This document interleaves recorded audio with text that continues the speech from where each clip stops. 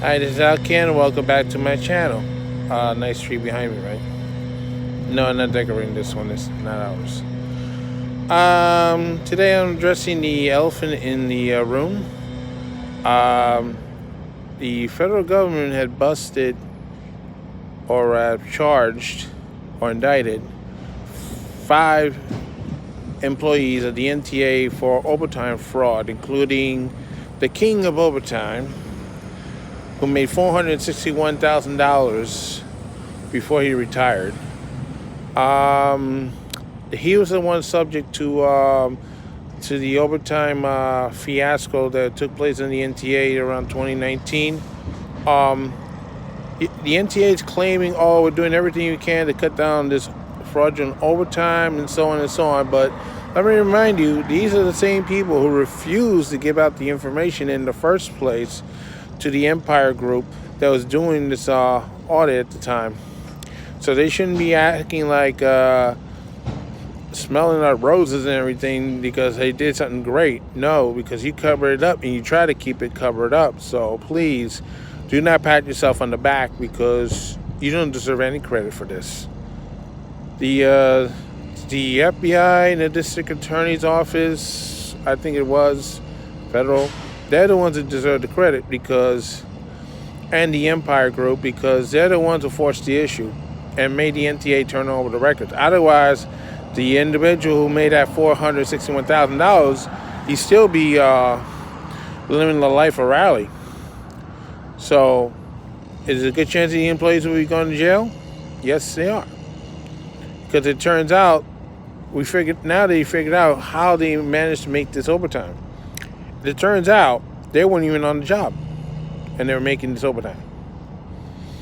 One of them was bowling. So I don't know how the bowling ended up being overtime. It's beyond me. No hourly employee was involved. These are all supervisors involved. 4 from the Long Island Railroad, including the guy that was retired, and 1 from New York City Transit. No hourly employees were involved. No conductors, no motormen, no car cleaners, nothing like that. No employees from the Long Island Railroad. Nobody from Metro North. It was just these 5 individuals. They were picking the pockets. And they knew what they were doing because who would question supervisors? See, if I was changing signs and taking too long, oh yeah, they would question that in a hurry. But when the supervisor's stealing the money, they don't question them. Well, let me give you a synopsis of how we got here.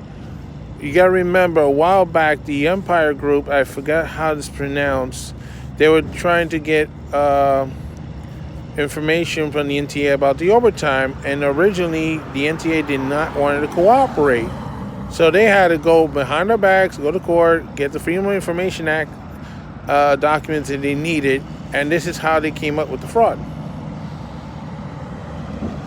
At the time, they didn't know it was fraud, but later on, when they started checking the records and stuff, and by the way, they do check phone records, they check bank records, they check everything now.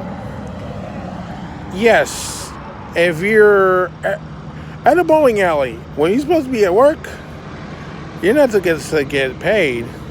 So, to that guy, screw you.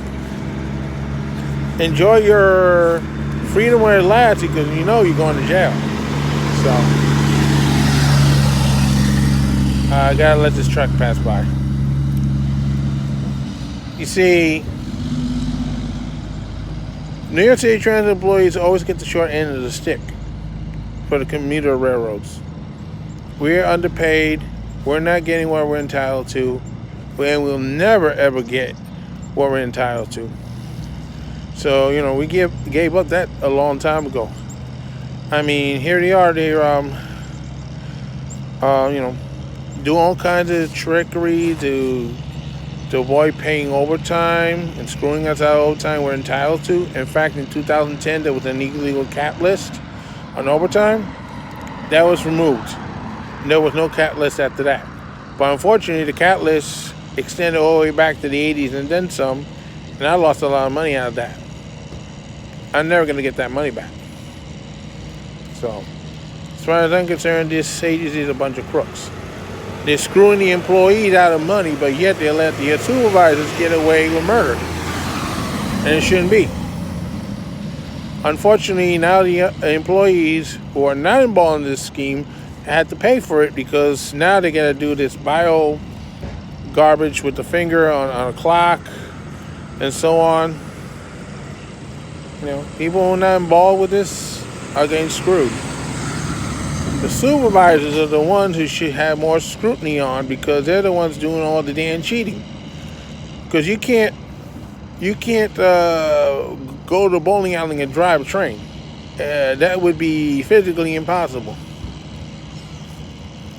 But this guy is on the geometry train, measuring rail, whatever the heck he's doing at the bowling alley. So it's not physically possible. The reason why you could tell the difference is because the hourly employee, you got the cameras on them. You got the supervisor watching them and so on. But who's watching the supervisor when the supervisor is doing all the stealing? See? And the same thing is like what happened with the pandemic. They let over 100 employees die because they didn't use any common sense. All because a mask like this is not part of the uniform. Who the fuck cares about the damn uniform? You killed over 100 people for a damn uniform that's not even made in America. It's made in Mexico. Unless the president changed it, the president of the United States or the president of transit, whoever it is, it's still made in Mexico. So, I don't know how to save money, but cheap uniforms.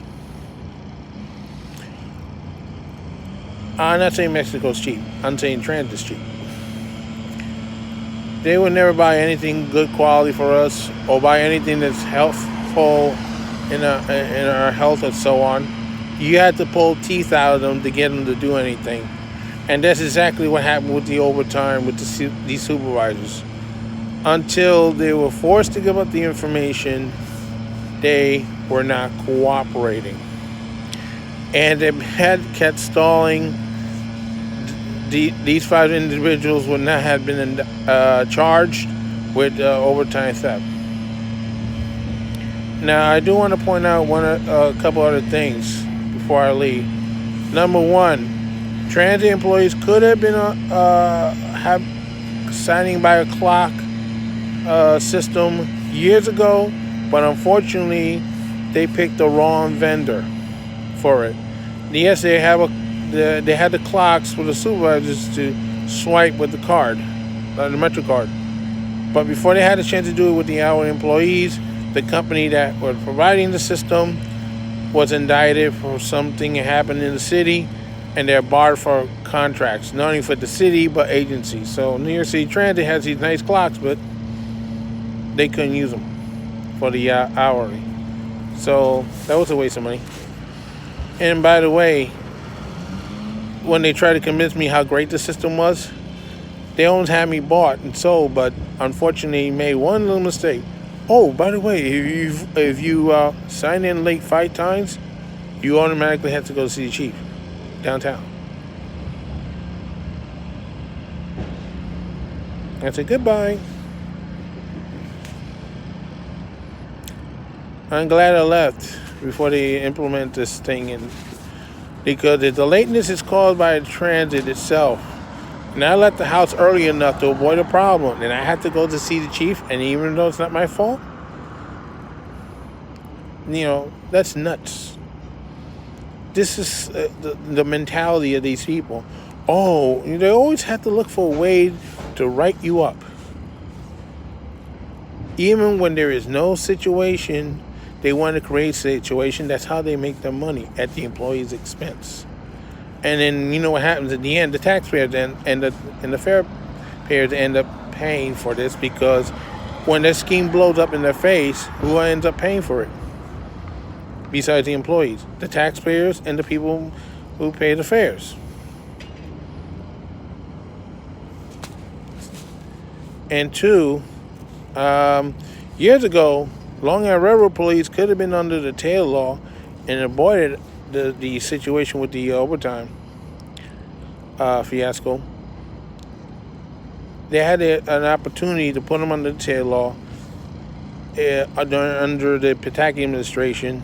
Problem was, when the contract negotiation came, they said, "Oh, by the way, if you give you whatever you want, we want to return to put the system under the tail law." They said no, and that was the end of that.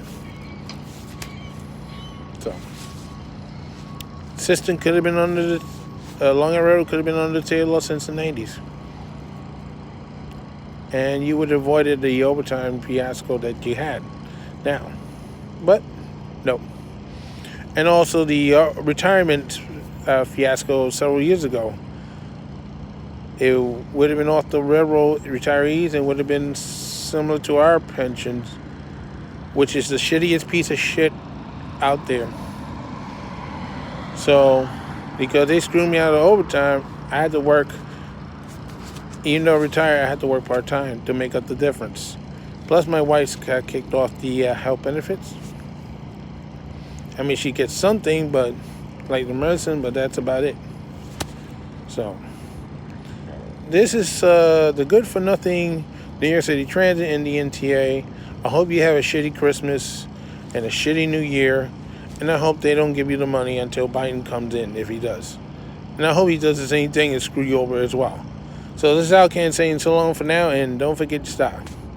And if you're going to do any cuts, you should cut management jobs, especially the people who cheat on the overtime.